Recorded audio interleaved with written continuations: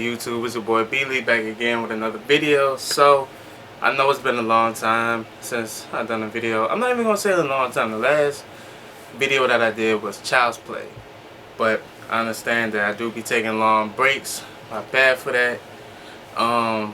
But I'm trying to get this new schedule down as far as like my job and everything. But let's talk about The Lion King. So The Lion King was good. You know, it's a 2019 live action adaptation of the 1994 animated movie. You know, Teen 94, that's my birth year. It's the best year ever. But, you know, this was a good movie.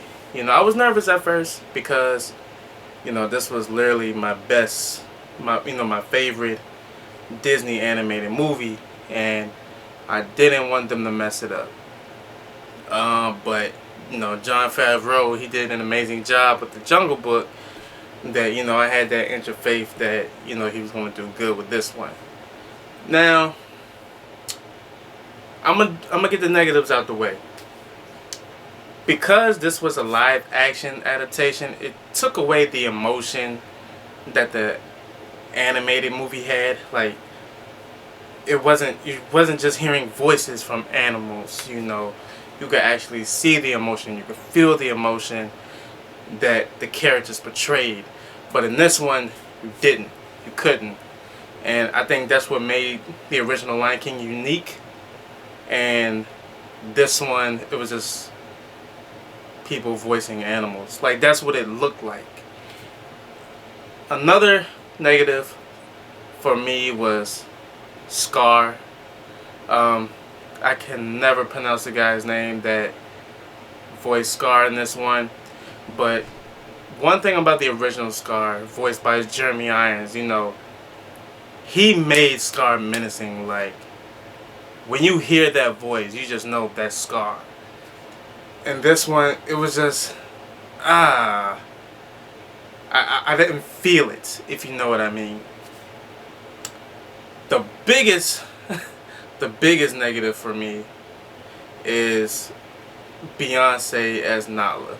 Now, don't get me wrong, I like Beyonce, but I feel like as an actress, especially as a voice actress, it just doesn't work, because Nala is one of the iconic characters from Lion King, and when you watch Lion King, you expect to hear Nala. You know, when I was watching this new adaptation of Lion King, when Nala came on screen, I expected to hear Nala. But instead, I heard Beyonce. It just felt like Beyonce just took away the Nala aspect, and it was just Beyonce voicing the lion. Her voice is too distinct, and it was just... it was a distraction. That was a huge distraction. And, you know, she had a song in the movie that I felt that didn't fit in that particular scene, because that particular scene was like one of the main scenes in the movie, and she has a song playing there, and I'm like, this doesn't fit. Now for the positives. Seth Rogen as Pumbaa gave me life. And the actor that played Timon as well. I forgot who played Timon, but those two stole the show for me. I loved every minute about it. Donald Glover, aka Childish Gambino, surprisingly did a good job as Simba. I was a little iffy about that, because before the films were releasing, a clip released, and I think that one little clip, I was just like, I don't know how I feel about him being Simba. But watching the movie throughout in context, it works. The younger actors and actress that played younger Simba and younger Nala, they did a phenomenal job. The songs were great. However, I didn't like the re-imaging of Be Prepared. I didn't like that. It was I don't know. Let's just say this. I didn't even know he was singing until the very end. And I was just like, oh, he was singing Be Prepared. So I didn't like that, but the opening song, you know, Circle of Life, they killed it. My entire theater was singing along to literally every song. They were singing along to Circle of Life, I Can't Wait to Be a King, Can You Feel the Love Tonight? And then literally the only song no one sung along to was Be Prepared. But yes, yeah, Be Prepared was another negative for me.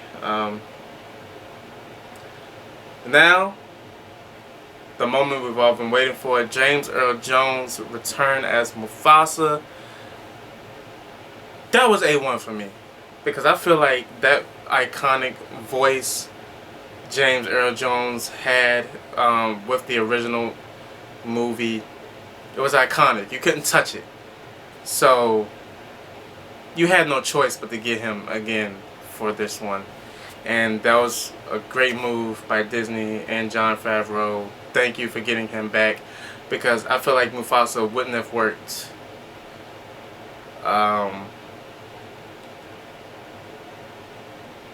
with that. So I don't even know what I just said. Forgive me. Oh, Rafiki. Rafiki wasn't as goofy as he was in the animated one. Like, he had his goofy moments, but he wasn't as goofy. Like, they took out the banana, squash banana in it. Like, that was my favorite part. Oh man, they took that out.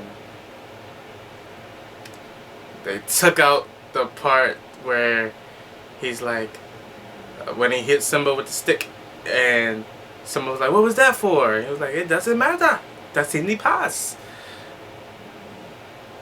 Yeah, but it still hurts. Oh yes, the past can hurt, but you either learn from it or run from it. I think I said that backwards. Either run from it or learn from it. Whatever. But yeah, they cut that out. I was like, man, that was like one of the main learning points of the movie. But other than that, overall, the movie didn't need to be remade. It was good. Don't get me wrong. This was a good movie. Like, I'm gonna buy it on Blu-ray. But this is just one of those movies where it really didn't have to be remade. Like, I understand this wave Disney is on. They're remaking all the classics. But some classics just needs to be left alone. But hey, that's my take. I'm going to do more reviews I'm going to catch up on. I still got to do the Spider-Man Far From Home review. I saw that, and it's still fresh in my mind. And now that Marvel has announced the next phase, I definitely have to do a review on Far From Home, because that's an actual video that I can talk about leading into Phase 4 and what I think Phase 4 is going to bring, and with the films that they have announced and how all that's going to tie in. I'm going to get back to doing reactions. I haven't been doing reactions in a long time. But hey, if you like my review, please hit the like button, subscribe, and share. And as always, it's your boy B Lee, signing off.